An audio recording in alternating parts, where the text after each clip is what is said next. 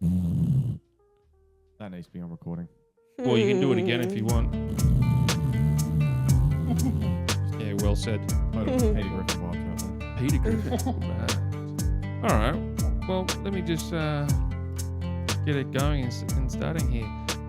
I actually just wanted to start the show actually in a proper and formal light today, guys, because 9 times out of 10, every time we've actually had a conversation, all we've gone ahead and done is just started talking or started actually having a conversation or mess worries is what we've now called it as well. But we've actually got our first guest on officially. We had her on last week, but we're going to actually officially bring her into as a guest, as in my defense.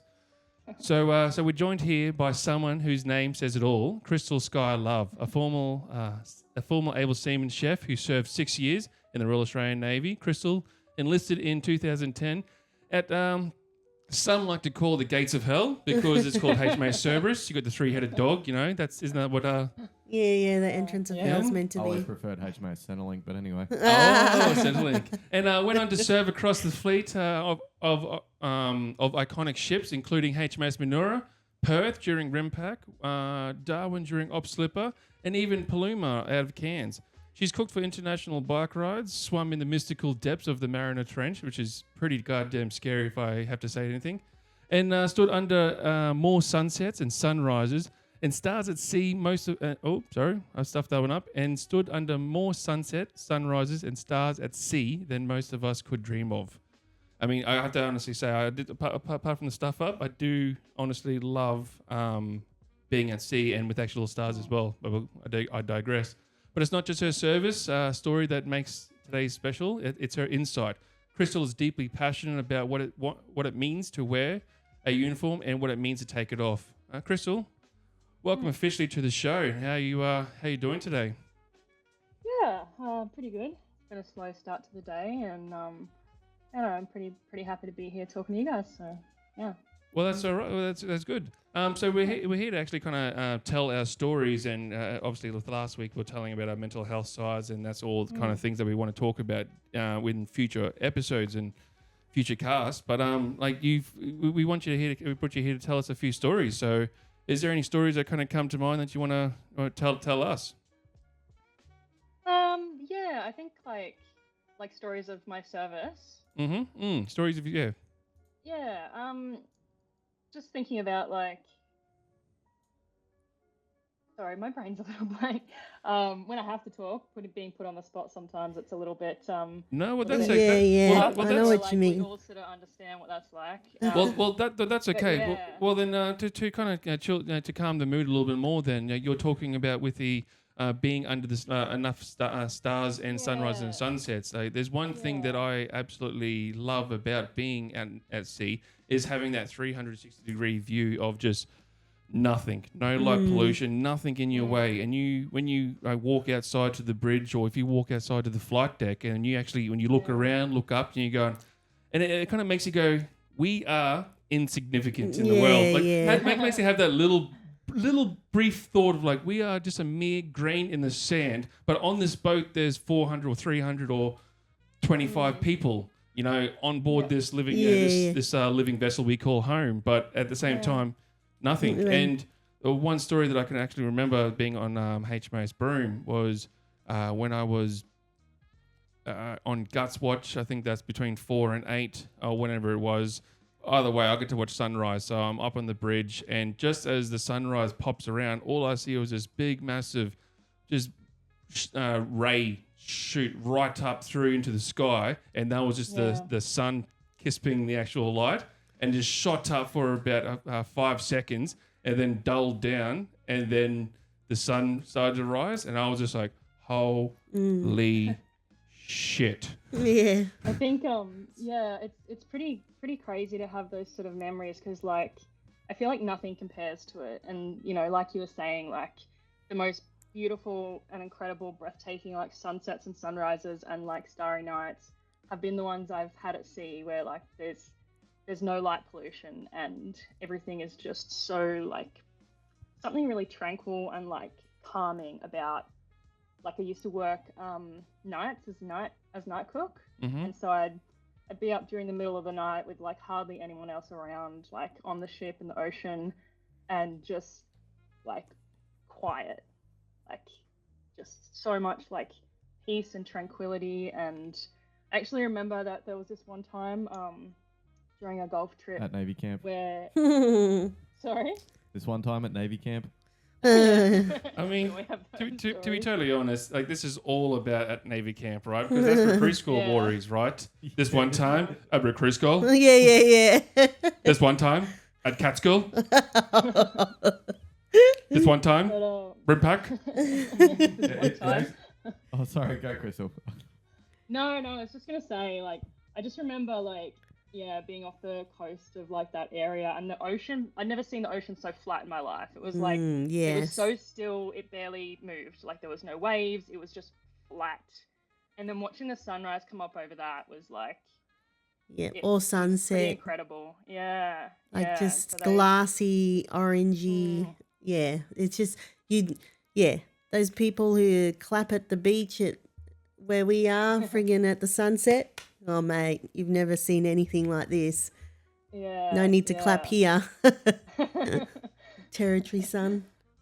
Oh, it's just it's breathtaking. I think that's some of my favorite I I don't mean, know if that makes like Yeah, yeah. favorite times. Adam, noting that you have kind of never get to really see the sunrise or sunsets at the middle of the Yeah. ocean because you're at the depths of the Mariner's Trench and not seeing the light of day. So how does us talking about it and you going, yes, or do you have stories to Yeah, talk? not at all actually.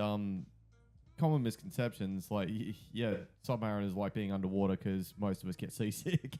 Being on the surface sucks. But no, look, there's always going to be times when you're on the surface. You know, like there's a lot of countries there where the 100-meter contour, which is without getting into the capabilities of what the submarines can do, but the 100-meter contour is a good way of describing like what you call safe depth. So you know, okay, we're pulling into a place. We can't really drive down to get under something, so it's safer to be on the surface. And a lot of the time, that's hundreds and hundreds of kilometers out from the coastline. So no, we definitely like hearing you guys talk. It's actually complete opposite. It's not it's not a case of I didn't see that. It's actually, to be honest, I think what a lot of you guys are saying and what a lot of civilians don't understand, and I hate when people say that. But it's perspective. Yeah. And Okay. I think talking about the submarine side is probably a good way of putting it in perspective because you're right. 90% of the time, it's just the smell of salt water and diesel and other people's fucking socks, and it's gross. And other smells as well. But yeah, I think it's just Yeah, the Your socks. smell tolerance would have gone through the roof. there was literally a section between all the cabins where people would hang their boots and put their socks that we hadn't washed in days and weeks in there. We used to call it Dickfoot Alley. Oh, Anyway, but Yummy. it made it all the more special Yeah. when we were on the surface. I think that's the point I'm getting yeah, at. And- yeah. And like I used to hear people like my older sister was in the Navy, so I've been hearing these worries since I was a kid. And just when people sit there and go, oh, there's just nothing like it, I thought you're a fucking wanker. But then I spend weeks and months underwater, and then come up in the middle of buttfuck nowhere in the middle of the Pacific Ocean and see that sight, and it's like, oh, there really is nothing like it. Yeah. Now I'm one of you wankers. Yeah. Well, welcome to the Wanker Who's Hood. the old No, back flipperoo? Although I said, I think it comes down to perspective, not just going from underwater and then seeing it. It's that vastness, like you said about being a grain of sand. When you've got a powerful. phone in front of your face, you are a legend in your own 3-foot world. When you are in a community or a football team, you are either the best player or the worst player in a group. But when you are out there, you are an insignificant speck in the world, and the universe just kicks your brain with a little fuck you. You mean nothing. Yeah. And it really makes you appreciate your place in life. I think to talk more about that and being on the flight deck, we were just drifting away from Australian land, and I was talking to one of the guys, but we could just see the an airplane, but we could see the curve of the airplane's path that it took, and we were just like, please show that to flat earthers. Yeah. I know right now how horizon looks completely flat because we're now looking at it only 14 nautical miles away, but we're now looking at this plane at 30,000 feet in the air. But it's and you're talking about perspective as well. That we're seeing its flight path through the curvature of the Earth, and it's like, yeah, please show that to flat Earth is like, please. Anyway, go on. I gotta say, it's not. I'm not being defensive here, but it's not just specifically a Navy thing. Like I think Navy, you do get quite a bit more awe because you get that middle of the ocean kind of thing. But I always found like even going outfield, right? Like Australia is a vast land, you know. So even in our own country, just I mean, Shoalwater Bay is a shithole. Let's not beat around the proverbial bush here. It's fucking full of ticks and taipan snakes. But there is something really interesting, and maybe it's just me, but like the way I always used to look at it, like, you know, you go for a pack march somewhere or you be on patrol, and like just standing next to a broken tree or something and thinking, what broke this tree? Because there's a very good chance it wasn't people. Yeah. You know, like we are so far out from civilization right now. Like there's a possibility that I'm standing on a spot that no other human being stood on. Maybe 100 people have, maybe 200, but certainly not the fucking millions that have stood in the cities. And it just, again, you get that shift in perspective, you know? Yeah, appreciation.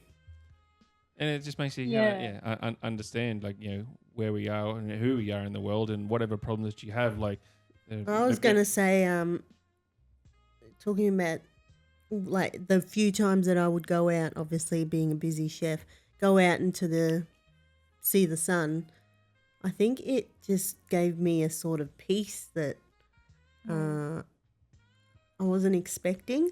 Like it put into perspective to me that being alone was okay, because it was alone, but it was beautiful and it was calm, and it was, you know, I was somewhere I like because either all my friends or I'm, you know, they're all in the ship, but at the same time we are alone and it's beautiful and it looks good and it's fine. And that's where we're a floating city, we're floating, and it's kind of disgusting. We're a family because, you know, but at the same time, we all have to be in it together. I want to trust the people that are left and right and front and behind me, that I know that if shit hits the fan, I know that these people will have my back or do everything in their effort to drag my heavy ass from a smoke-filled area or something like that, because I damn well know that I'll do that for them because, well, we are in the middle of fucking nowhere. We are in bumfuck. And it's us. It's us 24. It's us 300. It's us 800. It's however many there are, or 5,000 on your aircraft carriers. You know, it's us. Or even with people in field, it's them. You know, they're helicopters not for 3-4 hours away. Well, guess what? It's you. Please help me survive, get out of this shit. Like you're looking at your left and right of arcs, and you are just trusting that the guy to your far right, so on that 90 degrees, is checking his left and right of arcs, and so that person that's shooting at us from 270 degrees away, like, you're not looking at him because you know your mate's looking at him, and like it's kind of funny. You were saying before about HMAS Cerberus. I said we called it HMAS Centrelink because we always joke that you know we missed the line at Centrelink and found ourselves at recruiting. You know, I've actually never heard that. That's the first time I've ever heard that. That's gold. That's gold. I like that though. Like, I think there's something really powerful about feeling, like, about seeing like what nature can do, and also being in the thick of that. But then also like, knowing that like you're not gonna always get along with the people that are around you, but for all intensive purposes, like, you are a family because you have to look out for each other. And like, even if you don't get along, it's like you're relying on these people to have your back, to make the decisions, to implement their training, so like we can all get home safe, you know? And at no point are families perfect as well. You still have the weirdo, or you still have them weird uncles, or you still have fighting, and you still have people who don't know what they're doing, and it's like, come with me, young whippersnapper, I'll show you the way, son. You know, or you know, I had some civilian friends. I still have civilian friends, but when I first joined up, they were kind of you know, like they were a bit put out. They were sort of saying, you know, like, oh, people in the military think they're so much better. You know, like the word civilian just means that you're putting everyone down and stuff. I'm like, no. Yeah, I remember hearing that. It's perspective. Yeah. So, and like on the back of what you were saying, Crystal, like there are people that I fucking despise that I was in the Defence Force with, right? So it's like, if you sat there and had a conversation with me at the time, like we're at sea or outfield, thank God I never actually ended up, on a two-way firing range, firing bullets in anger, so I can't speak for that. But yeah, outfield, at sea in particular, underwater, dangerous situations. And it's like, you could list a whole bunch of questions for me and go, do you like this person? Nah. Do you think they're intelligent? Fuck no. Do you think they're hygienic? Nope. Mm-hmm. Would you piss on them if they were on fire? Absolutely not. Mm-hmm. Would you go into a smoke-filled compartment with them and trust that they got your back? Yeah. Yeah. No, they could do that. Can I essentially go into bullet-ridden area and him have my back? But would I trust him at my wedding? Fuck no. Like, in a normal situation, I would trust that he will lick the windows clean. But if he's being shot at, I'm also confident that he's going to put the barrel downrange. Yeah. I feel like it's a little weird to have that duality of like, maybe not liking someone or knowing that like you wouldn't associate, or they're not your kind of people outside of that space, but then in that space it's like it's a different thing. Like it's a really interesting feeling, I think. It also gives you a perspective as well of working with friends, because obviously you come up with friendships and whatnot, and we have such a high turnaround of that. So civilians, not typically would not have that high turnaround of new shipmates. Found another friend. In same workplace, but even when you first meet that new friend, they may not know you and they still have your back. But your life is now situated with your just like Adam. Okay, yeah. Adam is situated with service. I've known Adam for 16 years. I now know everything about his life due to his career, and periodically we've separated ourselves, but we always flash it back to Catskill Warries. You said that one time you thought I died. Except that one time, no, you thought yourself died, but you called me. You're like, am I in heaven? No, you're just in Townsville. Story for another time. Anyway. And Crystal, like I met her as a gappy on board HMAS Menorah. I now know everything about Crystal from Menorah time now. Every time we don't talk to each other every day, but when we do talk to each other, we have the same commonality, and we know how we can go back to a time like, oh, that was shit, right? But now we're here. Look at us now. We're now having a conversation with 3 other individual amazing people, and we're doing this all together. Like it's Cyndy. I met her on Chul's. I now know everything of Cyndy's life from Chul's onwards. And unfortunately, know more than that. I know in depth because become fuck buddies into married now. But it's one of them. With everyone that you've met throughout your naval career, you now know, boom, pinpointing exactly when you met them and everything about that person from that moment on. I think there's like a really strong sense of belonging attached to that too. And I just want to additionally add on to that as well. And we talk about your civilians and how we think that we're at a higher.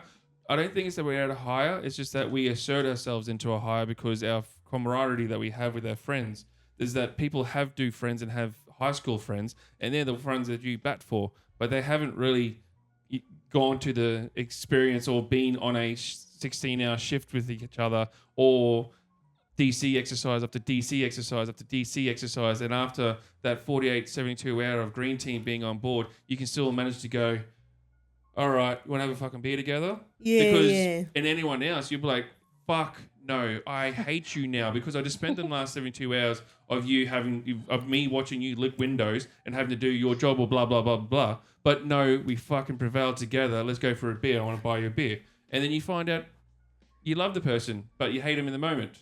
You can't. There's some people I know who you can't work with, but you could be absolute great friends. Yeah. And with civilian friends, we spoke about with one friend just recently now.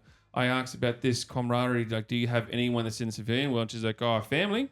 I know that I'll kill for family. And it's like, all right, well, just so you know, I'll probably have about 15 people that I'll probably kill for, including my family. Yeah. And it's all them, I say kill in the lighter sense of like, no, I'll go to battle. Like, you'll protect them. Yeah. Do what it takes to protect them.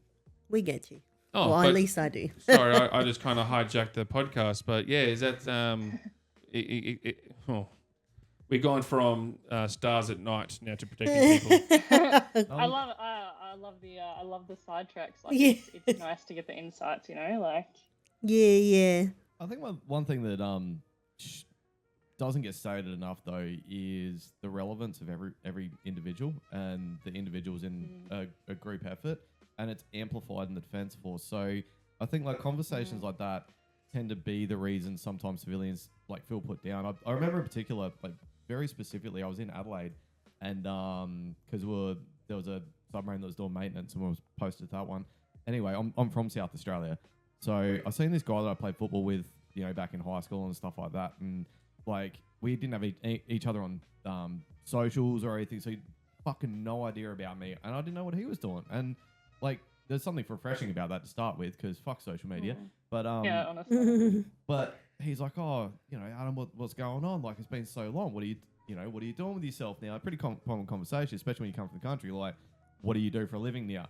Yeah. I was like, oh, I'm in the Navy. He was like, I didn't know we had a Navy base here. I said, we don't. There's a submarine maintenance. I work on the submarines. I said, what do you do? And he put himself down straight away. He was like, oh, I just work for SA Water.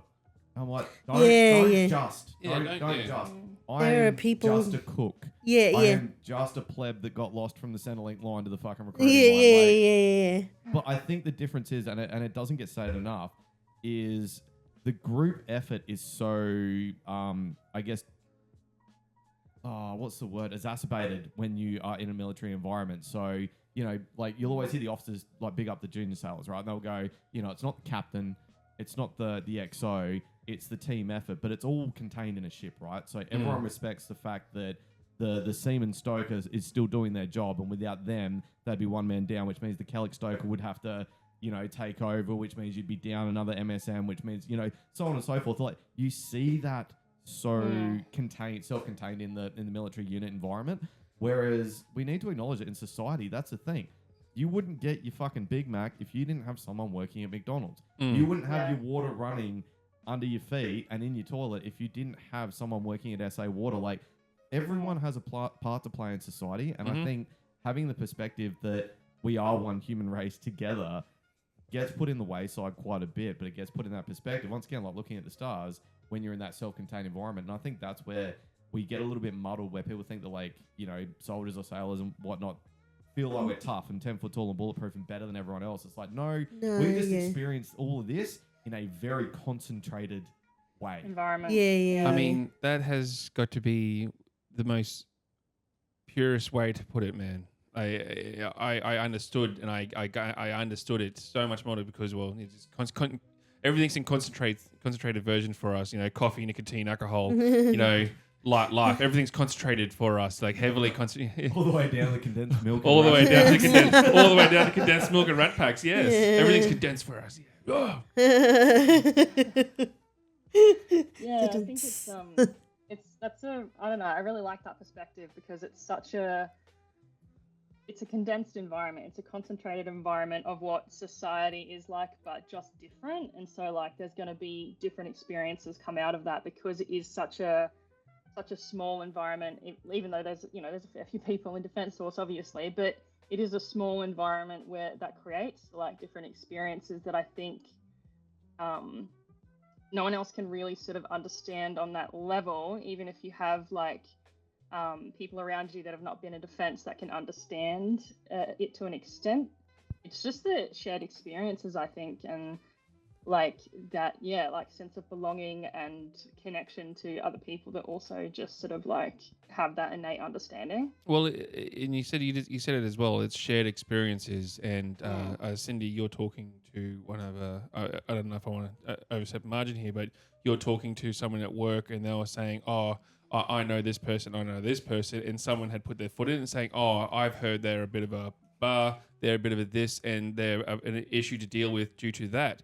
And the person then retaliated, was like, "Well, look, I'm actually very good friends with this person." And instead of like then berating the individual, said, "No, but just so you know, this is like the third, fourth time now I've heard this. I can understand that. All I know this person is, I'm friends with them. And outside of work, they're a lovely person. I have beers. Yeah. Like we get along with them. How they are as a worker, Don't know because I've never worked with them or under them. So But, yeah, okay. yeah, but I've heard these They're stories. clearly a stern worker, but they know how to turn on. They know how to turn off.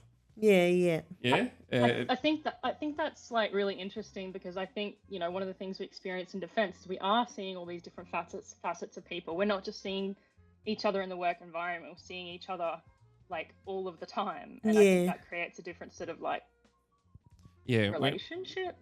When you have work friends that you're only seeing for 7.5 hours of the day, but when you have work friends that you're seeing live with 24 hours a day, 28 day on a cycle, and then you're over in foreign port and hanging out with them people, and then you're back on the ship again and you're hanging out with them. You're like you're never away from them. Never away from them for a 3-month cycle, you know, just, like, until you go back to your own lives. house. And then when you get back to your own house and went, oh, cool, I want to relax and chill. And there are some single people here that will go, sweet, okay, well, I'm going to go hang out with my friends again. And you go back to drinking again and there's people who have families but also still want to have the culture of hanging out with the kid. You know, it's I don't know.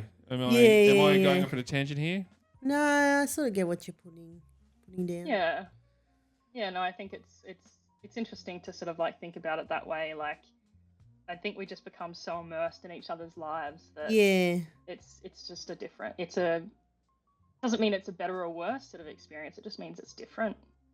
I think it's very much a combination of extremes. I was talking to an army sergeant, and he was a career soldier, and when I say career, I mean proper lifer. Joined at 17, joined before I was born, and I reminded him of it constantly.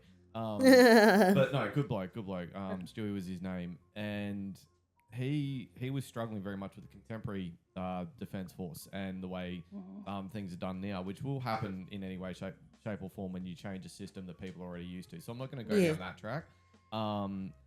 But what you were saying about like living in these contained environments and knowing people's in and out, I'm jumping between Navy and Army here, but bear with me. He was saying that back in the day, they would have cartons and cartons and cartons of grog, which we know now, you know, alcohol is a very driving force in a lot of the mental health problems, particularly amongst veterans. However, the purpose that he was talking about, I'm a huge fan of.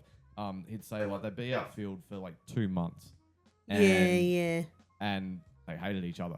Absolutely hated each other. But you know, like that camaraderie. There's no camaraderie at all. They really want to kill each other by the end. But they would induce that. The morale would pick up. Well, no, they punch on. They get a whole bunch of piss, and it'll be the last 3 days. So everything's packed up, everything's shut down. They got the trucks ready to roll out. They like back in the day, they wouldn't roll out on that day. They would roll out like a day or two afterwards. And they basically sing cooey by the campfire, get on the wallop, as Stewie put it, so get pissed as fuck, and they would beat the shit out of each other. But that kind of prepped them to get all of that built up stuff out to then re-enter civilian life, well, not civilian life, but re-enter society as normal human beings. And I found a very similar thing going on submarines. There was the odd one or two people who always got pegged as weird, right? And I'm not trying to be insulting to the individual. People would say this quite a bit. And they'd be the ones that would stay in their hotel room when you pulled into port and they play video games. You go, why aren't you going to come out and get on the beers? And they'd be like, I have just lived on top of you lot for the last couple of months. Like, I know what you smell like. I don't want to hang out with you. But they'd always be pegged as weird. And it always occurred to me. So I was one of the ones that was a bit of a social butterfly. I'd go out and get on the piss with everyone on video game, right? I think you all do at the start, hey? But as time went on, I thought these guys have got a point. Why? Yeah. Why do I want to get on the piss with these people that I don't like? But it's that like I said, that concentration of extremes. Everyone is just packed. Fucking packed, full of emotion, full of aggression, full of whether the mission was achieved, it's celebration. If the mission was failed, then anger, angst, frustration. You go out, you get on the piss, you throw a few hands, you try and make sure your mates don't fucking belt hookers or anything like that. And then you go back to being a human being. And I think that it's something that is not as, I guess, efficiently explored by the Defence Force in a nutshell. Like I remember later on they introduced like you had to do your post-deployment psych interview. And they were just tick and flicks. You know what I mean? That's what mine was. Hey, great psych. And but you go through the questions. Do you feel anxious? No. Are you getting enough sleep? Yes. Like, You knew the questions. You just said the answers, but it didn't fucking help anything. No. What helped is when you got out to the Rockingham foreshore afterwards, got on the piss, argued with all the people that you hate, got it all out, and then went back fucking home. Yeah. That's not being explored, in my opinion. Like that specific concentration of extremes, and then the having to switch back to being a normal human being. Well, I think now that it's you've said it out loud, it's something that's we could probably look to keep it going and look into the little aspects as well. Sorry, Crystal, I interrupted you. No. I was just thinking about what Adam was saying, and I was just thinking about that. Like, it's such a what's the word? It's such an abrupt, such a harsh shift to go from like being outfield, out ocean, on deployment, operation, whatever, to then just being like, go back to normal life. Like, it's like, whatever that is, I'm like, there needs to be more of a transition or a processing thing. And I feel like what you were describing with that is, in some ways, like a chance to process everything that happened and the emotions and the feelings and the experiences before you can then sort of like integrate back into like, normal life. And I don't know, I definitely feel strongly about what you were saying about like the post-operational psych thing, like the tick and flick. And that's... But we came across that often. Everything was tick and flick. To the point that everything was tick and flick, and it was like sorry, my apologies. It got to the point, like, this is how extreme it got. Got to the point that so coming from an alcoholic point of view, where I went to the tank, we had to do the tick and flick, and it got to the point that by the end of it, I knew what needed to be ticked for me to go to see. Yeah, the tank being the alcoholic program that was initially called the tank, but then became ADPA. Yeah. I think the tank was a harsher word, and ADPA has a more softer feel to it. ADPA, is that the alcohol and drug course? Like the program, you have to do it for like a week or something? It's a month long. And look, it was a pivotal moment in my career for my mental health, but it was a month. It was a good system, but they got rid of it. I'm not too sure why they got rid of it, but because it cost a lot of money, I know that. But I don't think they got rid of it. I think when you're looking at things these days now, everything is civilian contracted. So when you went to the tank, then it would have been definitely something that was Navy oriented and run. Because it would have been defense oriented and run because it's in-house orientated. But now, they weren't all officers. I don't think they were officers. But then when you went to hospital again, you were then into a private hospital, which is all civilian. I see what you mean. Yes. Like because we had to still. The tank program disappeared. Civilian contractors came through. Now civilians are looking after us post transition or something like that. I found that when I was getting out, alcohol use disorder wasn't actually something that came up in my transition out. But that being said, it was very evident the almost palming off. And I'm not trying to put down on defense, but it is what it felt like at the time, like the palming off. So they give you what was called a rehab consultant or rehabilitation consultant, and they were a civilian that worked for a rehabilitation firm. So once again, a third-party outsource. May I say, IPAR is currently running the situation right now with the with contract, I think it is, it might have changed since last year. It might have changed since last year, but there are. Sorry, I interrupted. Sorry, guys. No, sorry. Oh, you're right. Go, Chris. I was just going to say, it's interesting that you say that because, like, I really didn't have any support transitioning, and I wonder if that was just for people who say, had like alcohol use disorder or things that were identified, because I very much like signed the papers and then I death by PowerPoint and then that was it. Oh no, absolutely. So like I said, alcohol use disorder sort of was highlighted after I got out. That was very much more a personal journey, but I got the rehab consultant because I had like back issues and all that sort of stuff. We won't go through the you do primarily get that for medical discharge. You wouldn't get that for a So it was normal. It was for a physical nature. We'll put it that way. But when it came to the actual transition side of things, so like when I got out, like by that point, the boxes had been ticked, so I didn't have a rehab consultant anymore. It was exactly the same situation you had, where it was like, you go to this place called Transition Cell, which has all the best intentions. Again, I'm not here to drain down about defense. It's the bureaucratic approach instead of the human approach. They ticked the boxes, and I genuinely remember, and I'm sure you guys are very similar, I remember driving out the front gate of Robertson Barracks and just going, this feels like yet another day, and yet it's my last day. No one shook my hand on the way out. No. I felt that. There was nothing that felt like I was leaving this big part of my life. And Yeah. did, I'm sorry, Fuck all. Yeah. I agree. Yeah. But then proceeded to email and ring me for the next 12 months. Going, can you complete a survey on how we did? You don't want to hear how you did. I'm sorry. Yeah. I don't think you want the answer to that. Yeah, like It's nothing against the individuals. You know what I mean? It's the bureaucratic process. I can't Yeah. stress that Yeah. enough. There's something with the system, I think, that, I think definitely- coming from so I needed that help going out. I probably didn't get as much as I need to, but I think looking back at it, the annoyance I had was that it felt like they were really rushing for me to get back into the workforce.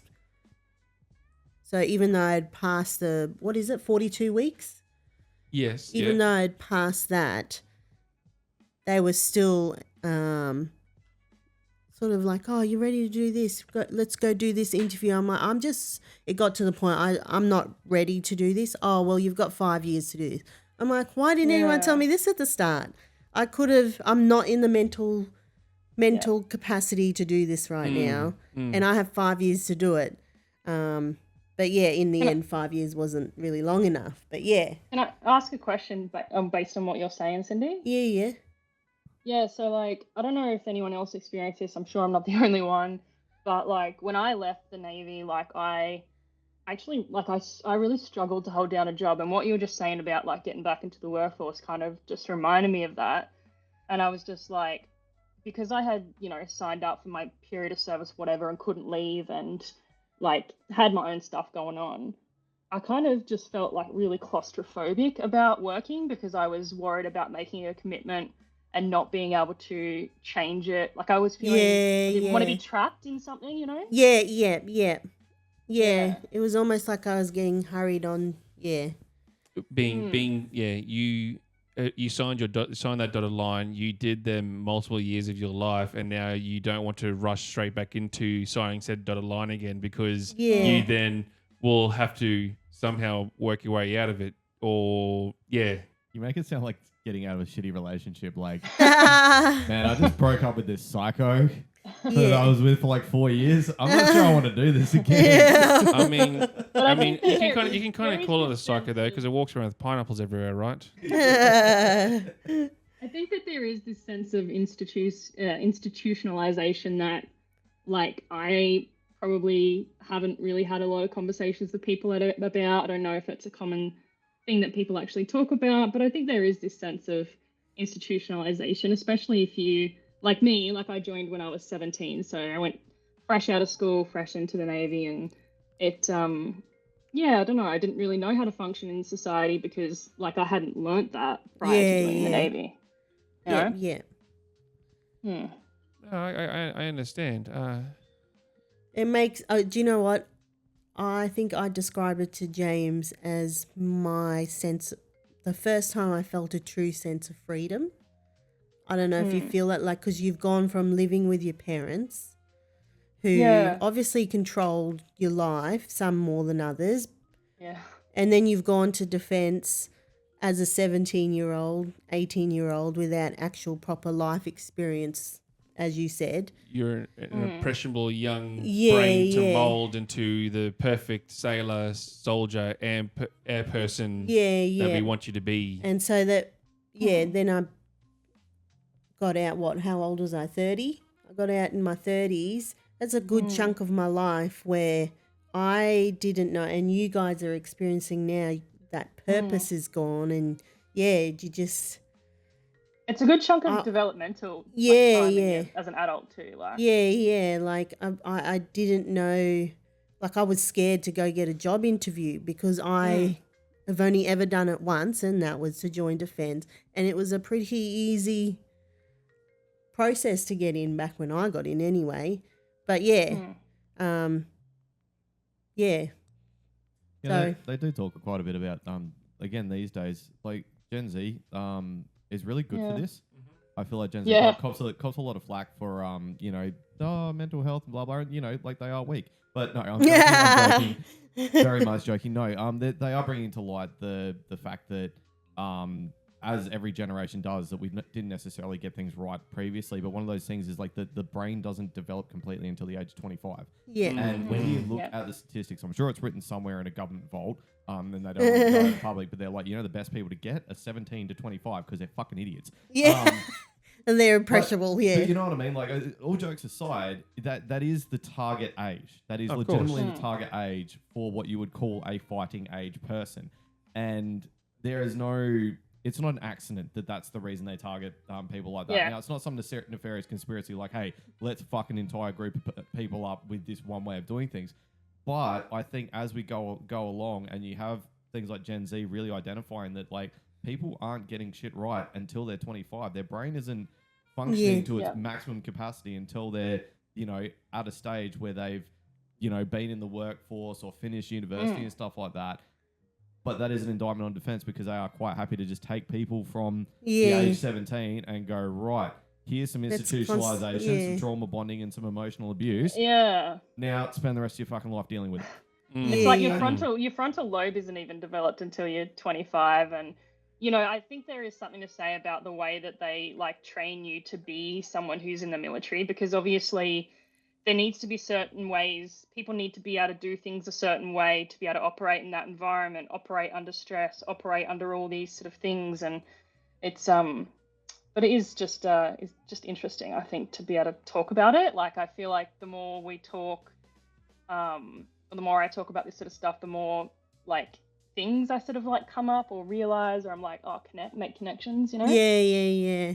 Neural pathways being connected. And that's you say neuro pathways opening up. Like I joke around and say it, when I got told neuro pathways opening up by one of the psychiatrists from Robertson Barracks, I won't say name for good reasons, but beautiful man, how he explained it to me, and he was explaining how essentially it's just like, think of it as your fingers, how you're always going down this one pathway, but this one pathway is a path of least resistance. So your brain just goes, that way, I'm going that way, and compared to stopping and checking and going, well, what's this pathway got? Well, what's this pathway got? What's this pathway got?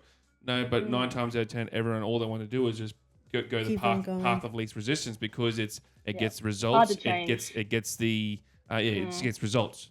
And then, so now that, but I think that you need to have that exact, path of least resistance and train for, in 17, 25-year-olds is essentially where you install that knowledge into someone's brain. And those pathways that you can sort of then go to, and it's a reactionary thing then. You're not actually analytically trying to remember something or process something. You're just doing it because that's your second nature. I think that's really interesting about the brain, though, is I can't remember what the actual term for it, but it's the neural flexibility. It's we once thought... Neuroplasticity. Yes, thank you. Neuroplasticity. We once thought that once the brain was the way that it was, we couldn't change it, but then discovered that we can change the neural pathways, which means we can change our thought processes, how we react to things and stuff when it comes to mental health, PTSD. And I think that's really fascinating, because what you were saying, Breno, was if you take the hard path, that is hard, and that might be the difficult choice for now, but in the long run, you're going to be better off because you've rewired your brain, Yeah. Mind you, though, I think credit to defense, because we've always sort of said that this is about talking about the things and getting through them, not just sort of draining down. Credit to defense. That is an effective tool.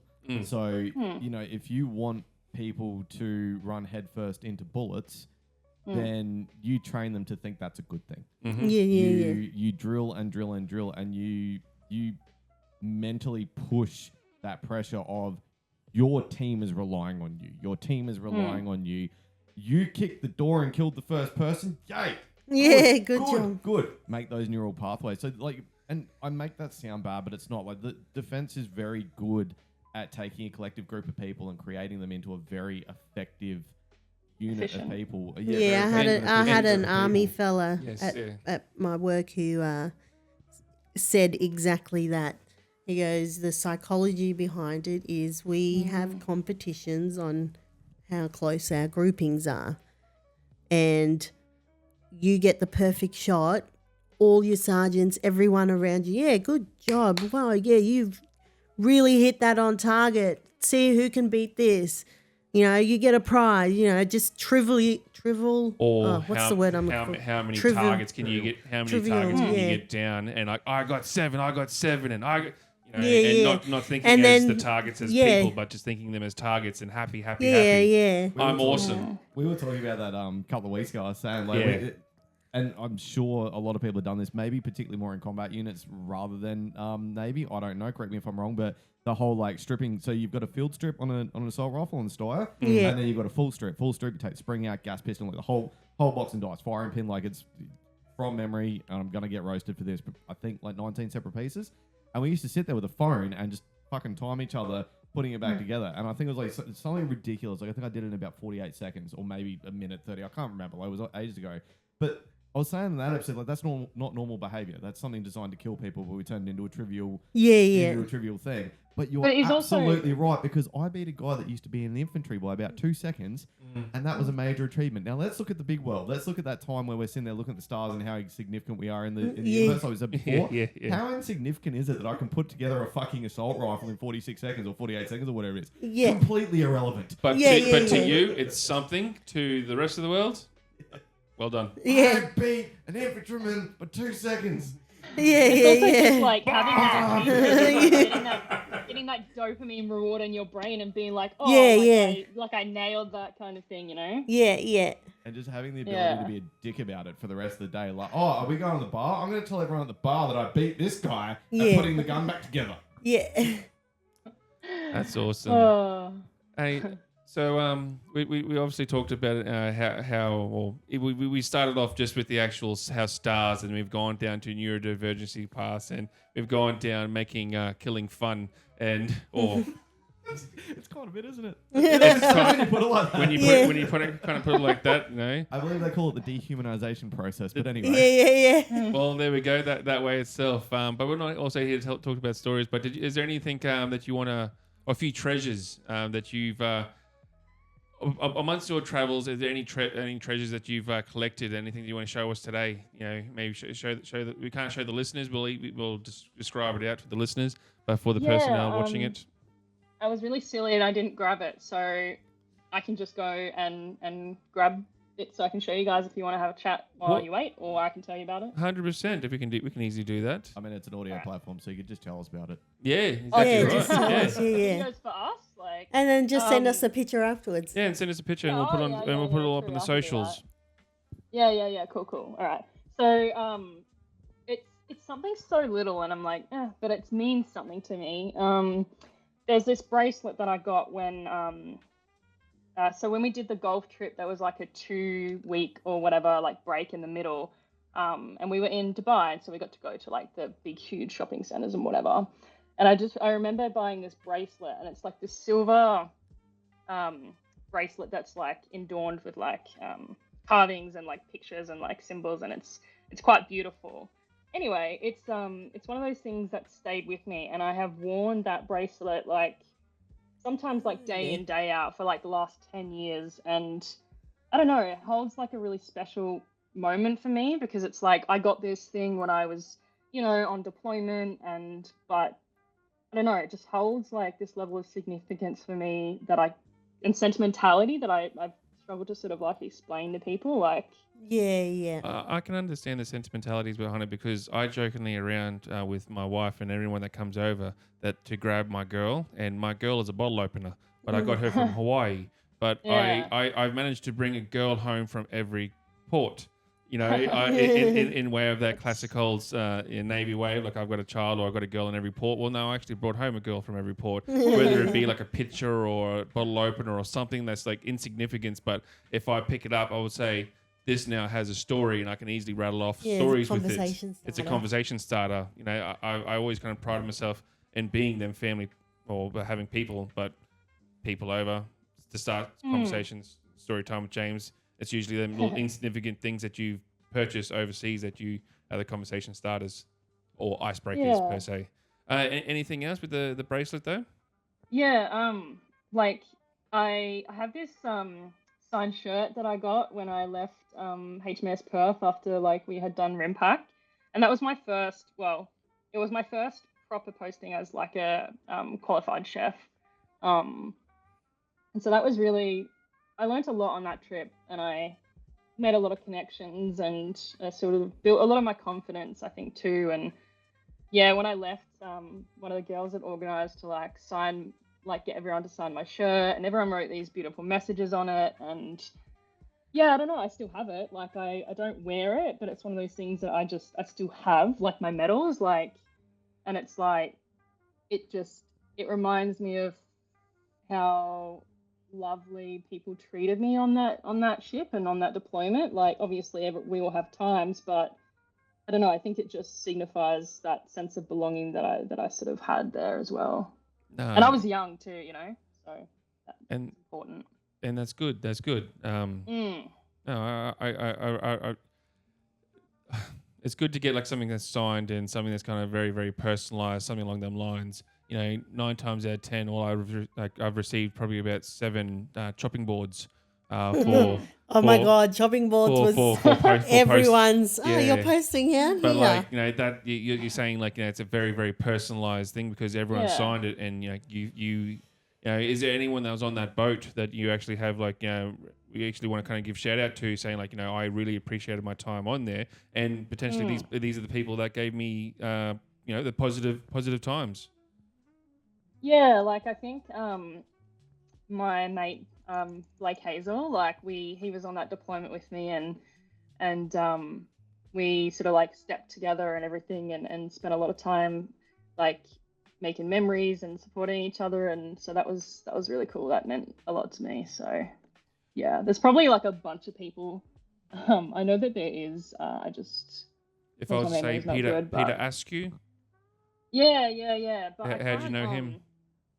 So we worked together down at Cerberus as like chefos, and he was just one of my mates, and always sort of just like supported me, as well as like Chris Robertson. He was a chef too, and we got up to some pretty crazy things, but it's one of those shared experiences, people that just treat you like they've always known you, and like, I don't know, like I really appreciated that. It definitely created that sense of belonging and enhanced like the feeling of like I'm in the right place, like, you know. With Peter and Chris, I'm sure there'd be like 1,001 stories that you can kind of tell us about the stories. But we've also said in the past, like, no names, no court martials, even though we've just now mentioned names. But let's not give the stories. Let them maybe bring them on the podcast or something like that. Yeah. Actually, it's funny. I always just say with submarines, because obviously it's a very, you know, there's a lot of like the top secret environment and all that. They say you don't get your medals for 2 years after you do anything. And it's because like the crew can be dispersed, so there's no way to trace back who got what medal for what period of time and stuff. OPSEC, it's a real thing. Anyway, I just think it's funny because you can tell those worries, but we'll just leave it for like 4 or 5 episodes so that so we can disperse the names from the exactly. Harder to trace. That is hard. Yeah. I didn't look at it like that, but that's why we have you here. Allegedly. Emily Mansu. Oh yeah. Sorry. Emily Manusu. We Manusu, sorry. Yeah, no, we were mates that went through like recruit school together, and we just like clicked straight away, and yeah, we stayed mates for like, we're still friends, but like we like used to write like letters to each other, like pen pal stuff, like when we posted apart, like telling each other what we've been up to, and I don't like, that was pretty significant. Taylor as well was around sort of, and then I think Dana Gallantly, like we I can't actually remember if we ever properly worked together, but when I lived in Sydney, we formed like a really good friendship, and we're still really good friends to this day. So, you know, I think that it's really nice to be able to say like, I have these people from all of these different experiences in my time in defense that I value. And like, we're all up to different stuff now, but we're still friends, no matter if there's like a big gap of time that we spend not talking or whatever. We can always come back together. I feel it's always them type of people that, like, when you just start talking, no matter what facet or where you are in your life or what segment, like you can have a conversation with them, or you don't feel dumb, or you don't feel left, you don't feel ostracized by said person, that you can just easy conversation, and it's like, how have you been? You know what? Kids are this, I'm that, wife is this, awesome. Caught up now. Do the same thing with yourself, and then boom. All right, let's reminisce on the stories again, or let's all and carry on. Yeah. I've had a lot of people talk about that over the time. Like, I mean, I guess it's almost a cliche where it's sort of, you talk about military mates, you talk about the people that you can see, like, not see for 10 years, and then talk like it was yesterday. But I think, like, diving deeper into that, I genuinely feel like with civilian mates, right? And again, it's not to say it's a bad thing, but if I caught up with one of the friends now, like, I've got a couple of names in mind right now that I haven't talked to in about 2 years, like, I would feel like there's a lot to catch up on. And sometimes I would genuinely feel like they've left me in the dust, whether whatever it is. Oh, they bought their second house, or they've had their 10th kid, or, like, it doesn't matter what it is, but you do feel like you've been kind of left behind, whereas there is something innately, I guess, shared in the experience of transitioning from defense, or like shared in defense, but then also transitioning. You sort of, there's just this unspoken, like, yeah, I know we're fucked. I know both of our heads are cactus. Let's not whinge about that and carry on with that last conversation we had.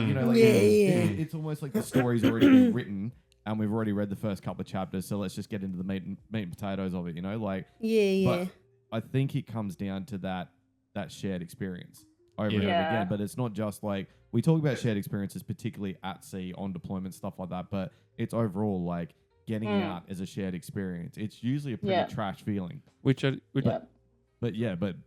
we all know what that feeling's like. So you can gloss over that and get back to that conversation you had in that bar in Singapore that time. You know what I mean? Like, which is essentially what I'm going to keep on reiterating about it also. Reiterating. Yeah, that word. Essentially, that this is what this podcast and this platform is going to be here for. Like, that we can actually have them conversations with free from judgment. Because that's usually them conversations. Yeah. Was this supposed to be free of judgment? I'm judging the shit out of you lot. Oh no! hold on. What's that song? Anxiety. That's my anxiety. Thank you very much for sparking that up again, now, Adam. And I'm going to. Didn't I tell you? I've got my phone on record. I'm sharing with all my submarine mates how shit the skimmers are. Yeah. That's, I do love a bit of rivalry. I think that's part of it too. Like, the military identity is a social identity at the end of the day, and it's like the shared experiences, bond, and trust that you have creates like it's just a different kind of foundation. I think where like it just stands the test of time. I don't know. Do you find it hard to make small conversations? Yes. Like starting. So like what I mean by that is I don't need to come in, hey Adam, I'm Cyndy. Like, I don't know. I just can't, I struggle with that. And I think that might be due to how going straight from home to defense, and now like I've not known how to, because on a ship, I don't talk to people. I will say, hey, new person, or new chefo. Sorry to interrupt. May I just give you like an absolute, you are in an absolute prime position for you to have them small conversations every day, day in, day out. Every person that walks through that elevator, Cyndy is there. Yeah. And you go, hey, how you doing? Welcome. You have to have that emphasis and give them that brighter day. And I think that's why I love that job, my job that I'm in now. So you just asked, do you find it hard to have more meaningful conversations, or even trying to start conversations? Well, if that's the case, get yourself into a customer service role. And that's what I've done. And then you will have a small period of interactions with individuals every day, and it could be getting insignificant. used to saying, hey, my name is introducing yourself, I feel like I found that, like, because I'm working at a pet store, and like, I'm doing like, it's one of the first times I've ever done like this kind of like customer facing sort of role. And yeah, I have some interesting experiences with people. And then sometimes, like, I also have like really genuine experiences with people as well. And that to me, like, I don't know, it's really important. Like, it feels really like nourishing to actually properly connect with someone. I might not see them again, but I've been able to like have this genuine like experience we've shared together. Yeah. So we're setting up that like all life is just a series of shared experiences. Yeah. I mean, to put it you're joking, but in a nutshell, yeah. Let's face it, reality is just a transfer of information and energy, so it's a pretty shared experience. Yeah. True. Mm-hmm. Sorry, I didn't mean to interrupt you on that one, Bub. I just thought, No. like I wanted to stop you because when you said like, oh, I find it hard to talk, I went, but, no. But I was trying to say, when I first got out, I like every now and then, yes, now, but when I first got out, I found it hard because on a ship, and obviously from ages of 18 to 30. I didn't have to do that small conversation. It was the initial posting onto a ship. Hey, yep, I'm Cyndy. And I don't need to talk to them for the rest of the day except for getting orders. But eventually I warm up to them, and within a week I'm talking and I'm happy and bubbly and whatnot. That transition sort of to just talking to people and getting to know them and, what their first name is. Like half the time I don't even know people's first names. They're just the last name. And could you sort of argue and tell me if I'm wrong here, but yeah, I'd say it almost comes back to that joke, where it's like if the military wanted me to have social skills, they'd issue them to me. Yeah. And they didn't issue them to me because you post on a boat, right? Like you've already got a week to warm up to someone. You've got more than a week. You've got even. I think it's the other way around. Like all the information's already there, right? Yeah. So we know the rank, we know the uniform, we know the positions, we know the cores or rates or whatever. We know what's needed to know. Yeah, so there's no need for small talk. You walk onto a boat and you go, boss, XO, workmate, leading hand, filthy fucking mechanics out back up. Yeah. But no, you know what I mean? Like the social norms are already established. You have been issued your ability to interact with human beings, and then you get out and people are wearing normal clothes with normal lives, and you go, become a bit lost. You don't know, I am a person like you. But how we talk is like at 1900 and this and that, and people go at 1900, or what's that mean? But it's funny, I actually find, because we talk quite a bit about like post-military life, that helps me feel more human. I'm not going to say be more human, but feel more human. So we talk about football quite a bit, right? Now, yes, we do. I actually, so for those that don't know, avid Adelaide fan, Adelaide Crows, AFL, for those that don't know what that is.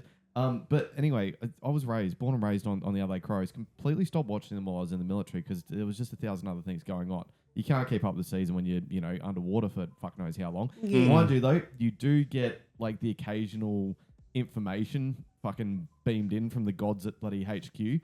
But they're usually, like, the score's usually 3 weeks old by that point. But what I found, going back to people in the shop, I have to. I have to be polite. I don't want to be polite, but I have to be polite. So that's where I default. And someone like James who's worked with me in the shop will know that I say the same thing at least 400 fucking times a day. How's it going? How's your day been? Any plans for the weekend? But what I've found is there's quite a contingent of my customer base that are fans of football.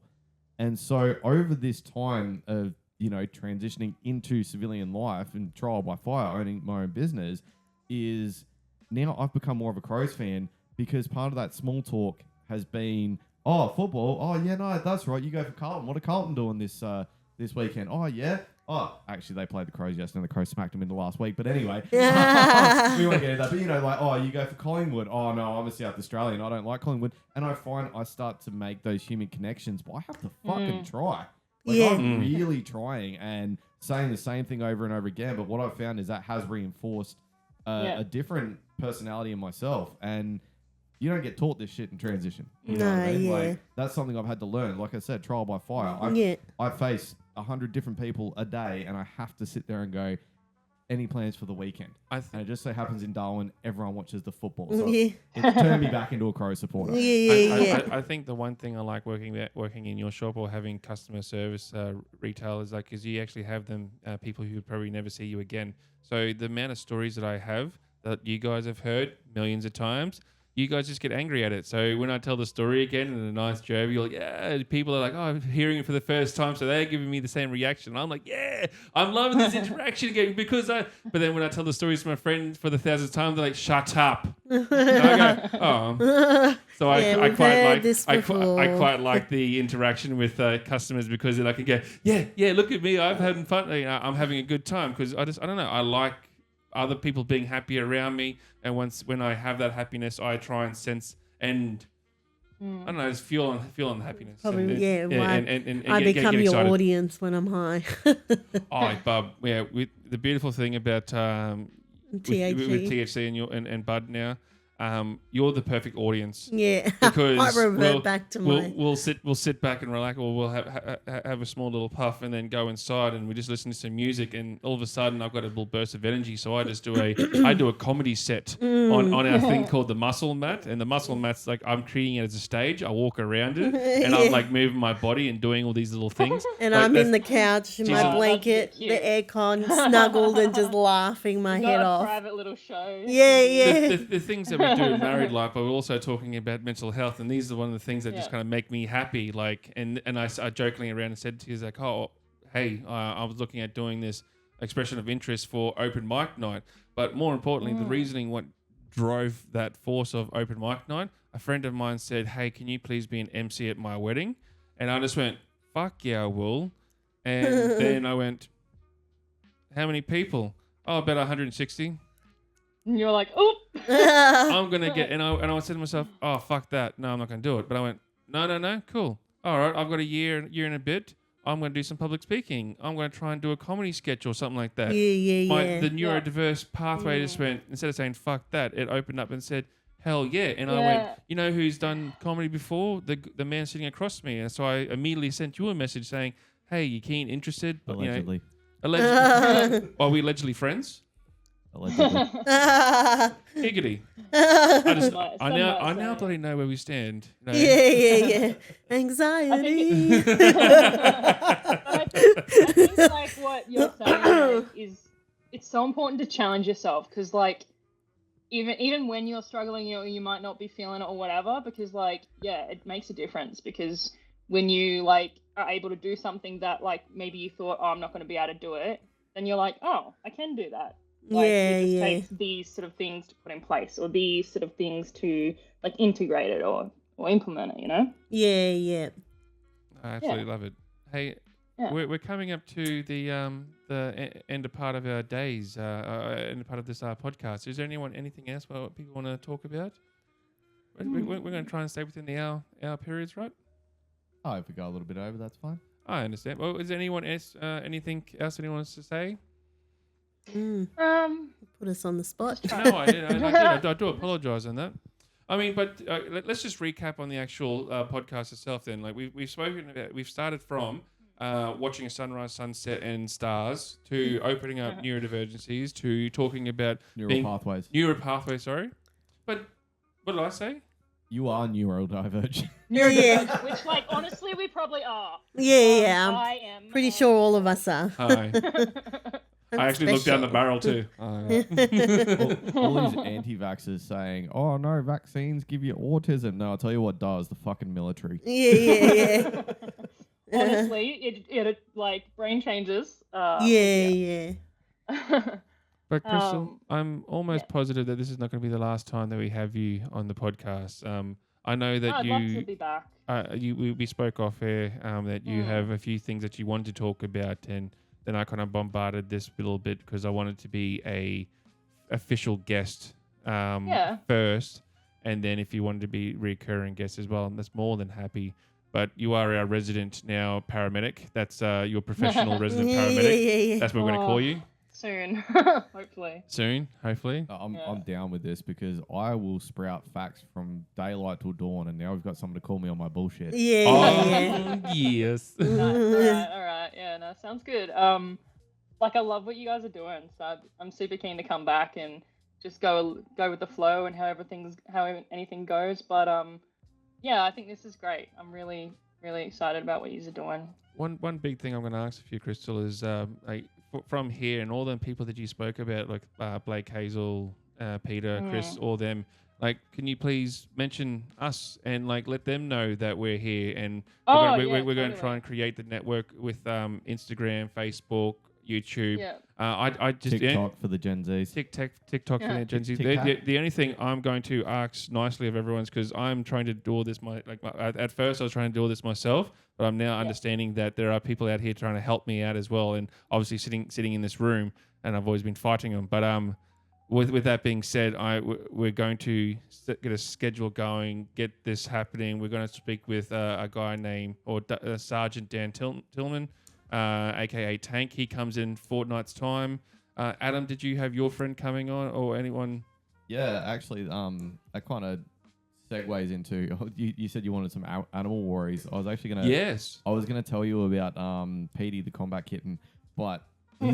But that's gonna have to wait for a couple of weeks time because one of the people that I want to get on the podcast, I don't know if it could be next week, but we'll work that out. I've already hit him up.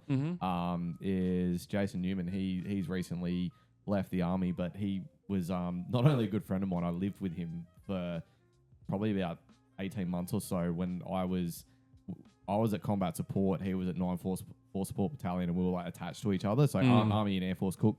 Both living together, both going outfield and all that sort of stuff. And we had this cat.